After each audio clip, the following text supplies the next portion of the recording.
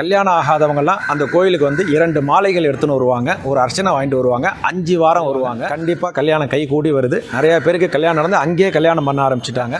அந்த 2 மாலையை சுவாமி அம்பாளுக்கு போட்டு அவங்க பேரில் அர்ச்சனை பண்ணி நமஸ்காரம் பண்ணிவிட்டு அந்த மாலையை கொண்டு போய் நம்ம வீட்டில் வச்சிடணும். 5 வாரம் அந்த மாதிரி சரிவாங்க.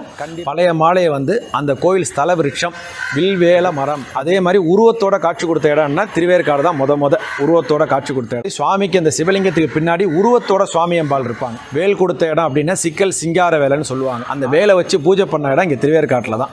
வடக்கேலேருந்து தெற்க தண்ணி வேறு எங்கேயுமே போகாது. காசியில் போகிறது அதுக்கப்புறம் இங்கே தான். அகத்திய முனிவருக்கு கல்யாண கோலத்தோட காட்சி கொடுத்த இடம். காசிக்கு மேல்பட்ட ஸ்தலம் வேற்காடுன்னு இருக்குது, அங்கே போய் நீ பூஜை பண்ணு அப்படிங்கிறார் சுவாமி. நம்ம திருவேற்காட்டை காசிக்கு மேல்பட்ட ஸ்தலம் அப்படிங்கிறார். அந்த 63 நாயன்மார்களில் மூர்க்க நாயன்மார் அப்படிங்கிற பிறந்த ஊர் இந்த ஊர் திருவேற்காடு.